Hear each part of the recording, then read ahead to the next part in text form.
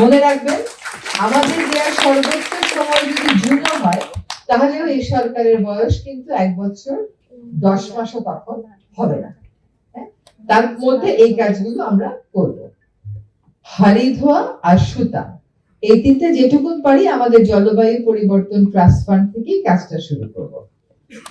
এই 7টা বাদেও কক্সবাজারের বাকখালী আমরা দিলাম, কয়টা হলো 8টা, আর ঢাকার 4টা 12টা। এই 12টার ব্যাপারে আমরা কর্ম পরিকল্পনা, ফিনান্সিয়াল অ্যালোকেশন সবকিছু চূড়ান্ত করে কাজটা শুরু। একজন খুবই উচ্চপদস্থ সরকারি কর্মকর্তা, তিনি তার ফেসবুকে প্রায় আমাকে নিয়ে একটা পোস্ট লেখেন, আমি কতটা ব্যর্থ এটা বুঝাবার জন্য।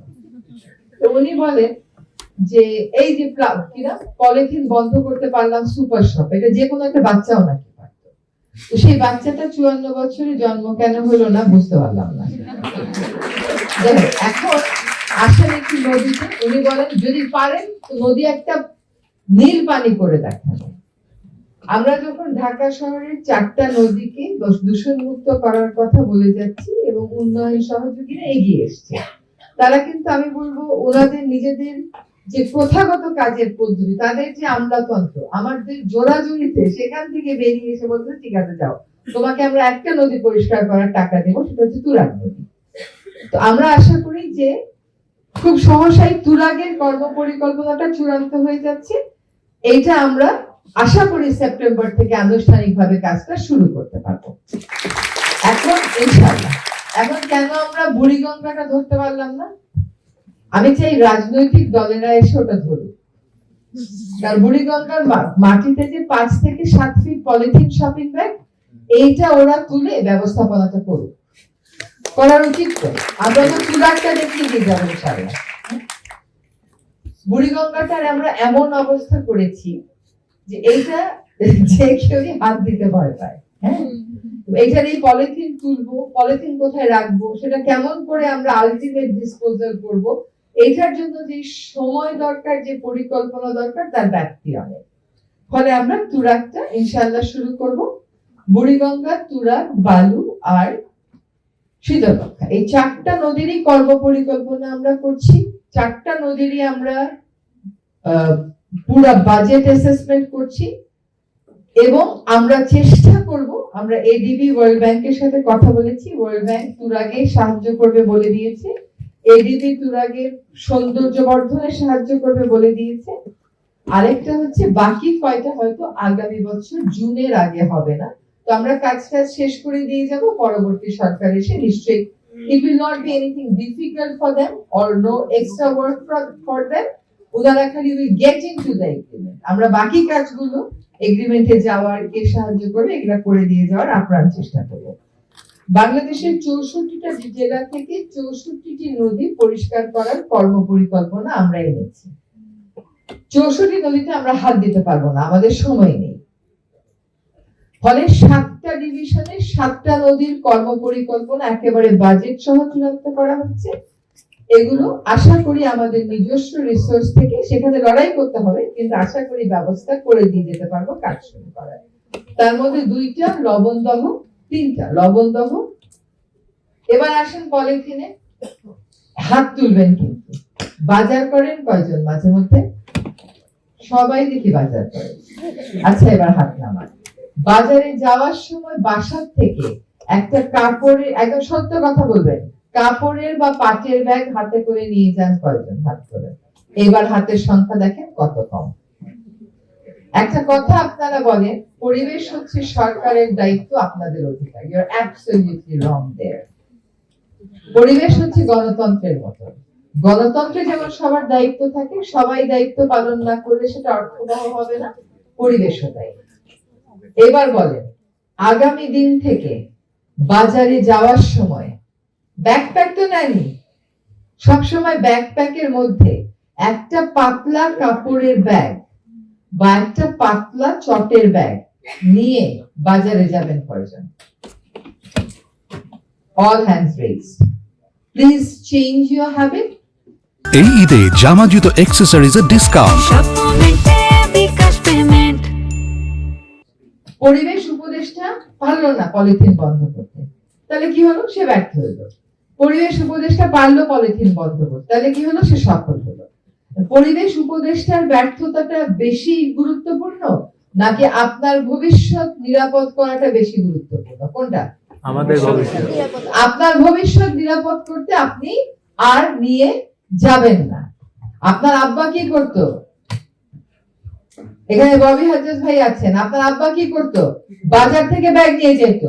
আপনি শোনেননি কানে বলতে যে বাজারের ব্যাগটা দাও তো? শুনছেন তো? সেইটাই করবেন, এটা এমন কঠিন কিছু না, ঠিক আছে? এই কাজগুলো করতে হবে, পরিবেশ সকলের দায়িত্ব। আরেকটা কথা বলি, আপনারা পাহাড়ের কথা বলেছেন, পাহাড় কাটার বিরুদ্ধে একজন ডিসি আমাকে বলে যে ম্যাডাম আমার ভয় লাগে সকালবেলা ঘুম থেকে উঠতে, কারণ রাত 2:30টার সময় আপনি যে মেসেজটা পাঠিয়েছেন সকালে উঠে দেখি, আমি তো ঘুমাইছিলাম, আমি তো এই মেসেজ দেখিনি।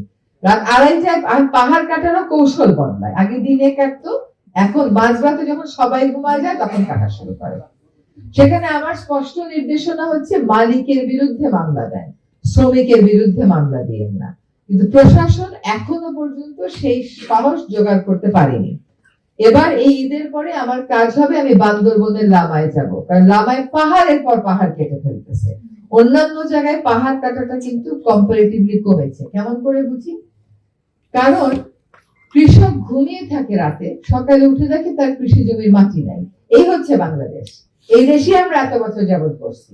কেন মাটি কোথায় চলে গেল? বিশেষ করে সাতকানিয়াতে এই ঘটনা করতেছে, 40 ফিট করে মাটি নিয়ে চলে যাচ্ছে, কারণ ইট ভাটায় দিতে হবে। এখন যে আর দেদারসে পাহাড় কেটে দিতে পারতেছে না, পাহাড় কাটে একটা লাগাম টানা হয়েছে, কাজেই এবার তারা চলে গেছে হচ্ছে মাঠে কৃষি জমির মধ্যে। মানে আমাদের হচ্ছে jumping from fry pan to fire, মানে সমস্যার সমাধানে আমরা কেউ অভ্যস্ত না। এখন সেই কৃষি জমি সুরক্ষা আইনটা আমার জবে থেকে বেলা করি 1993 সাল থেকে, তবে থেকে শুনে আসতেছি এটা হবে, এইটা ইনশাল্লাহ করে দিয়ে যাব। যাতে এটা আমরা না, কৃষি মন্ত্রণালয় এবং ভূমি মন্ত্রণালয় উদ্যোগ নিয়েছে, পরিবেশ মন্ত্রণালয় তার সাথে কাজ করছে, আর সরকারকে স্প্লিট করার সুযোগ নাই। সরকার এটা আমার ওটা তোমার বলার সুযোগ নেই, we all have to work in a team। এবার আসি একটু আবর্জনার জন্য আপনারা এজাজকে ধরবেন, ওইটার রুল হচ্ছে আমার কাজ, ব্যবস্থাপনা হচ্ছে তার কাজ। তাকে বলেন সে যতদিন আছে সে যেন একটা, এবারে বলা হয়তো ঠিক না, মানে একটা অনেক বেশি অর্থবিত্ত সম্পন্ন লোকেরা থাকে তাদের এলাকায়, একটা আমাদের মতন মধ্যবিত্তরা থাকে তাদের এলাকায়, আর একটা যারা বাধ্য হয়ে ঢাকা শহরে থাকে তাদের এলাকায় 3টা পাইলট স্কিম করা হোক, উত্তর সিটি কর্পোরেশনে, দক্ষিণ সিটি কর্পোরেশনে।